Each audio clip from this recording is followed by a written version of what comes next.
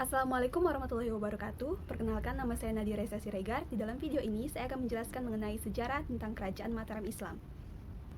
Kerajaan Mataram Islam merupakan salah satu kerajaan yang berdiri pada awal abad ke-17 di Pulau Jawa. Asal-usulnya adalah salah satu kadipaten di bawah Kesultanan Pajang yang berpusat di hutan Mentao.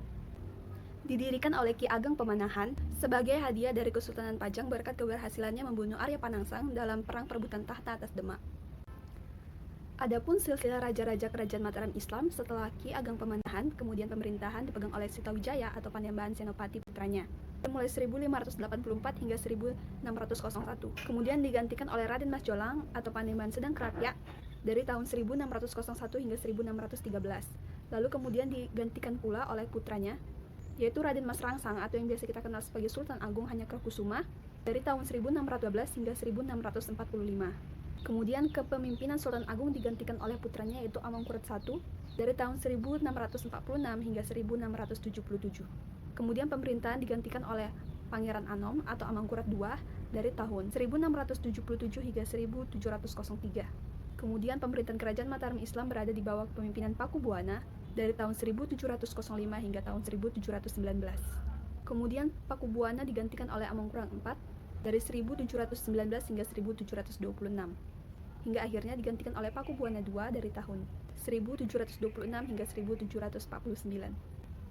Adapun sistem pemerintahan di Kesultanan atau Kerajaan Mataram Islam, kerajaan dipimpin oleh sultan atau raja yang dianggap bijaksana dan berwibawa sebagai kepala pemerintahan, kaum priai sebagai penghubung antara rakyat dengan sultan atau raja, panglima besar bergelar Kusumadayu, perwira rendahan atau yuda negara, dan pejabat administrasi atau sastra negara.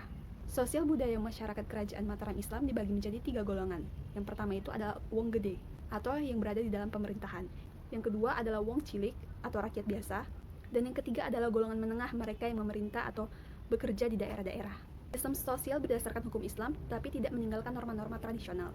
Kemudian dalam sistem sosial budaya ini juga berkembangnya budaya kejawen dan adanya perhitungan tarikh Jawa. Untuk sistem ekonomi kerajaan Mataram Islam sendiri terbagi dalam 2 sektor ekonomi, yaitu agraris dan maritim. Perkembangan ekonomi sangat pesat terutama dalam sistem agraris karena waktu itu kerajaan Mataram bahkan menjadi pengekspor beras yang sangat jaya pada masanya.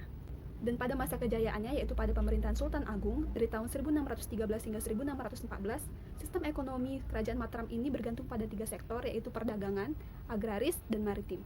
Pada pemerintahan Amangkurat I dari tahun 1646 hingga 1677, kebijakan dalam ekonomi yaitu seperti memusatkan administrasi dan keuangan dari upeti yang diberikan pihak VOC sebagai pajak dari daerah kekuasaan Mataram.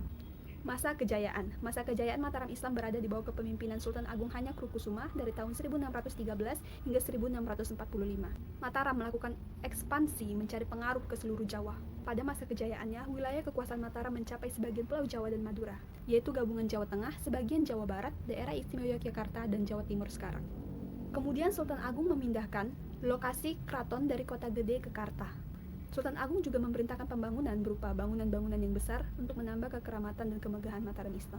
Kebangkitan Mataram Islam mengalihkan pusat politik, budaya, ekonomi dari pantai ke pedalaman Jawa. Pemerintahan Amangkurat II menandai mulai mundurnya kekuasaan Mataram Islam.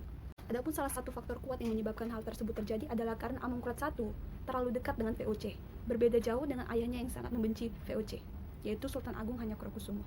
Kemudian selain itu, adanya intervensi VOC ke dalam Kesultanan Mataram Islam, baik politik, ekonomi, dan segala sistem kehidupannya. Hingga akhirnya intervensi dari VOC tersebut ke dalam Kesultanan Mataram Islam menimbulkan gejolak pemberontakan, terutama pemberontakan yang paling besar adalah pemberontakan Trunojoyo.